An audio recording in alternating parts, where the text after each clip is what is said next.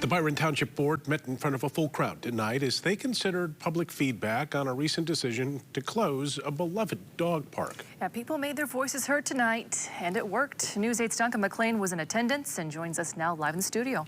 Brian, Amber, activists sparked action tonight at the Byron Township offices. Their board siding with the people on the issue of the Whistlestop Dog Park, reversing course on a decision to shut it down at the end of the month. Amos?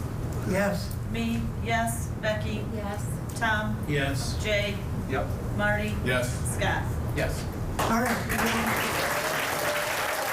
Testimony from more than 15 community members. I respectfully urge you to keep this vital community space open. And a loud consensus from the standing room only gallery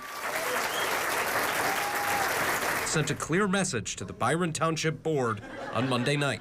My dog and I went to many different parks around here, and this was the best one by far.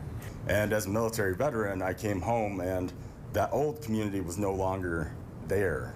I didn't know anybody, and through the dog park, I've started to develop friendships. And I speak for people who have disabilities that can't get out and walk their dogs. Support for the dog park and its benefits for people and pups was the loudest message, but it came with a great deal of skepticism and scrutiny of the previously successful movement to get the park closed and the process that the board took. Well, how can we be certain the barking comes from the dog park and not a neighboring property?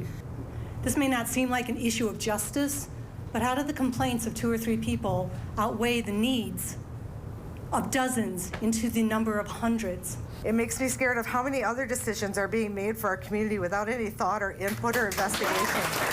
Township Supervisor Donald Tillema addressing all once public comment had run its course, saying a small number of people had been consistently complaining for years, and that he had organized 6 people to monitor the park's noise level over the last month, indicating that none of those 6 in their multiple sessions had noted that noise was an issue, but added that they had video and photo evidence of some misuse after hours. In the end, the board was ready to put some misconceptions and the discussion as a whole to bed. We don't operate this way that we just jam something down your throat. And I don't want to spend $200,000-$300,000 to move it somewhere to keep 2 people happy. This is 4 or 5 years in the making, and I'm sick of hearing about it. So we're going to put an end to it tonight. Some had planned their address for days and weeks. Others spoke on the spot. Some even just got wind of the potential closure on Monday afternoon and used the opportunity to get involved.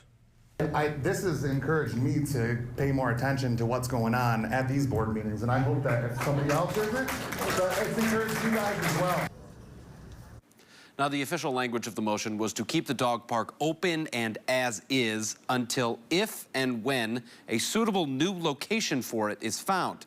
Discussion on a new location for the dog park wasn't entirely offensive to the dog owners in attendance tonight. They acknowledged the spot can get pretty muddy even in the slightest bit of weather, and it could benefit from more space and parking. So more to come on this issue, perhaps. Amber?